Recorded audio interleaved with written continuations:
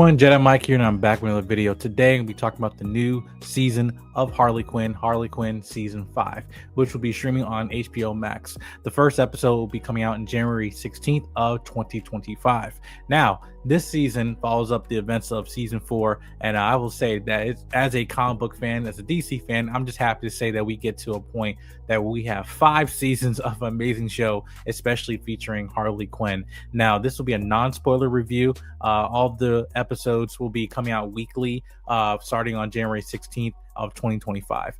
Now, with this season, we see the new stage of Harley and Poison Ivy in their new relationship, and we're basically kind of going through any regular problems that couples go through, where they feel like they're missing some type of spark and missing some type of excitement in the relationship, and they get pulled into a new adventure, moving from Gotham City to Metropolis, and we go to Metropolis, and we get, obviously, which is the hometown for Superman, and we get a bunch of DC characters within the Superman mythos, such as Lois Lane. We also know that obviously from Season 4 that Lex Luthor is in jail, but we also get introduced to new characters. Lena Luthor, who is played by Aisha Taylor, who was voiced by Aisha Taylor, and I think her new character definitely adds another element to the dynamic in the relationship between Poison Ivy and Harley Quinn, and not much is really revealed beginning stages of this season about what her intentions are, but you get to see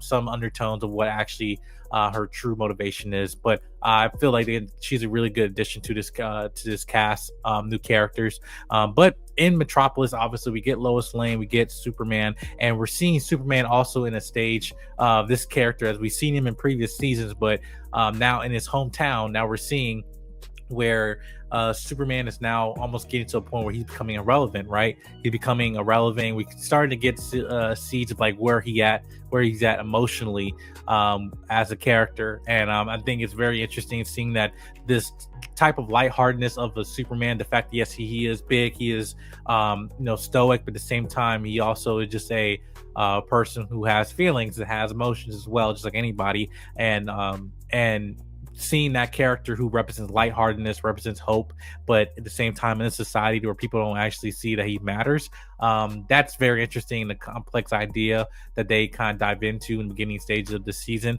But it's interesting to see how obviously, as this is the year of the DCU, as we're starting, obviously concluding with Creature Commandos, starting also with this season of Season 5 Harley Quinn.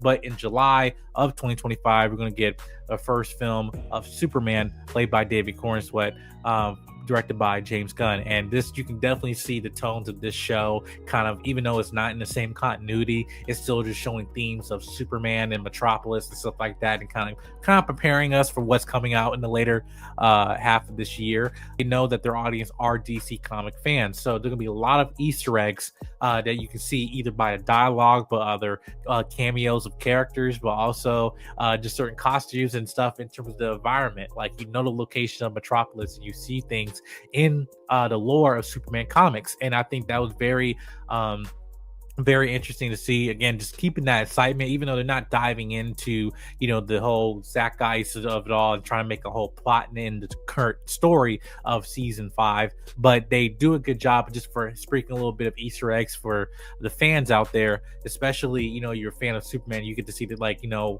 maybe certain costumes or certain elements of Superman that that reminded you of previous either iterations of Superman, animated or live action.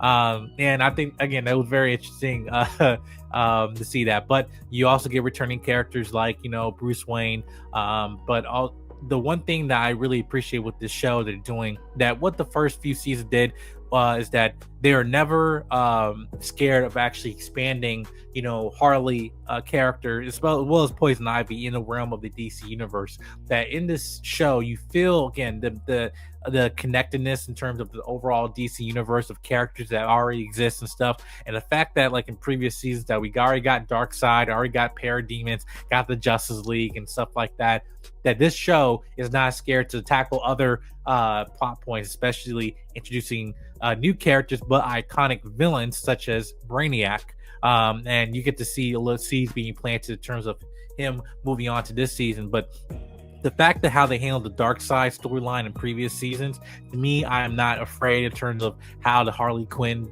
in this show is going to fit in terms of Brainiac. It will be interesting because he is a more intellectual villain.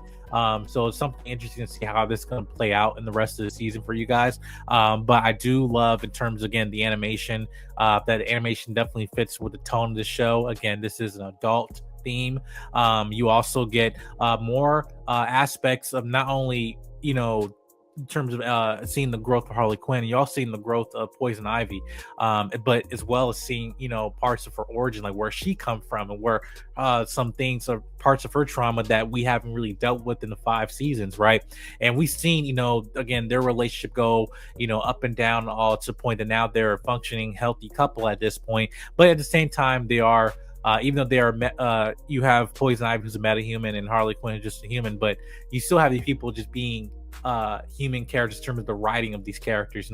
These people are flawed. They are in a relationship. They're going to make mistakes. They're going to make they have areas of growth. But the big thing I feel coming from someone that's married is that I definitely love how they're using this show, or at least in the story point this season. You're seeing the growth and the challenges that Harley and Poison Ivy are going through in the relationship, and it's just enlightening to see them portraying it in a new lens, as well. Just not only just using comic book characters, but just in a different form of relationship, in terms of also a partnership as well. And I love that they highlight that in a, not only in a realistic manner, but in a respectful manner too.